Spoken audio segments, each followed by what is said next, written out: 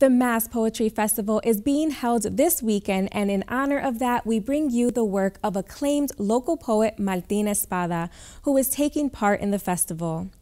Drawing upon both a personal encounter he had with a cab driver in Boston and the story of the notorious murder case of Chuck Stuart, a Bostonian who murdered his wife, blamed it on a made-up black carjacker, and almost got away with it. Espada tackles issues of race by, in his own words, framing the present through the lens of the past. Martín reads his poem, Jumping Off the Mystic Tobin Bridge, for us. Jumping off the Mystic Tobin Bridge. I close my eyes and see him windmilling his arms as he plummets from the Mystic Tobin Bridge to prove me wrong, to show me he was good, to atone for sins like seeds in the lopsided apple of his heart, but mostly to escape from me in the back of his cab, a Puerto Rican lawyer in a suit and tie. I hated the 111 bus. Sweltering in my suit and tie with the crowd in the aisle, waiting to hit a bump on the Mystic Tobin Bridge so my head would finally burst through the ceiling like a giraffe on a circus train. I hated the 111 bus after eviction day in Chelsea District Court, translating the landlords and judges into Spanish so the tenants knew they had to stuff their clothing into garbage bags and steal away again. Away from the 40-watt squint that followed them everywhere, that followed me because I stood beside them in court.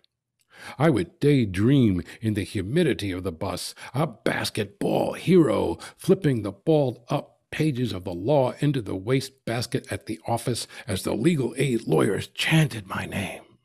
I hated the 111 bus. I had to take a taxi cab that day. "What the hell are you doing here?" said the driver of the cab to me in my suit and tie. "You gotta be careful in this neighborhood. There's a lot of Jose's around here." The driver's great-grandfather staggered off a boat so his great-grandson could one day drive me across the Mystic Tobin Bridge, but there was no room in the taxi but chalk and a blackboard. He could hear the sawing of my breath as I leaned into his ear, past the bulletproof barricade somehow missing, and said, "I'm a Jose." I could see the 40-watt squint in his rearview mirror. "I'm Puerto Rican," I said. It was exactly 5 p.m., and we were stuck in traffic in a taxi on the Mystic Tobin Bridge. The driver stammered his own West Side story, without the ballet, how a Puerto Rican gang stole his cousin's wallet years ago. "You think I'm going to rob you?" I said in my suit and tie, close enough now to tickle his ear with the mouth of a revolver. I could hear the sawing of his breath. He still wanted to know what I was doing there. "I'm a lawyer. I go to court with all the Jose's," I said. Stalled traffic steamed around us, the breath of cattle in the winter air. Where you going for the holidays?" the driver said. I thought about Christmas Eve in court, eviction orders flying from the judge's bench when tenants without legal aid lawyers or children old enough to translate the English of the summons did not answer to their names. Every year, the legal aid lawyers told the joke about the Christmas defense. "Your Honor, it's Christmas." I said to the driver, "I will be spending Christmas right here with my fellow Jose's." The driver shouted, "What do you want me to do? Get out of this cab and jump off the bridge?" We both knew what he meant. We both knew about Chuck Stuart, the last man to jump off the Mystic Tobin Bridge. Everybody knew how Chuck drove his wife to Mission Hill after birthing classes, the flash and pop in the dark when he shot her in the head and himself in the belly.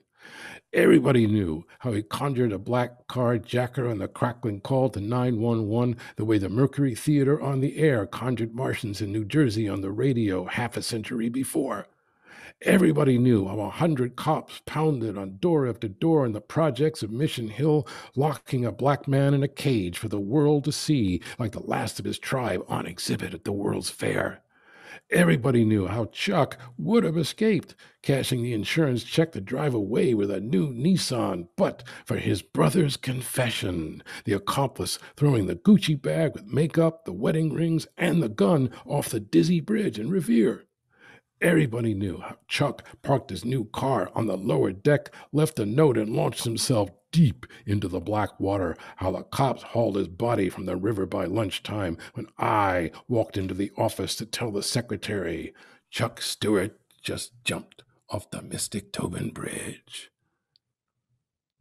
I said nothing to the driver. I almost nodded yes in the rearview mirror. I confess, for a flash, I wanted him to jump. The driver, the cops, the landlords, the judges all wanted us to jump off the Mystic Tobin Bridge. All wanted us to sprout gills like movie monsters so we could paddle underwater back to the islands, down into the weeds and mud at the bottom, past the fish-plucked rib cages of the dead, the rusty revolvers of 1,000 crimes unsolved, the wedding rings of marriages gone bad, till we washed up on shore in a tangle of seaweed, gasping for air. Last night, still more landed here, clothing stuffed in garbage bags to flee the god of hurricanes flinging their houses into the sky, or the god of hunger slipping his knife between the ribs, not a dark tide like the tide of the Mystic River, but builders of bridges. You can walk across the bridges they build, or you can jump.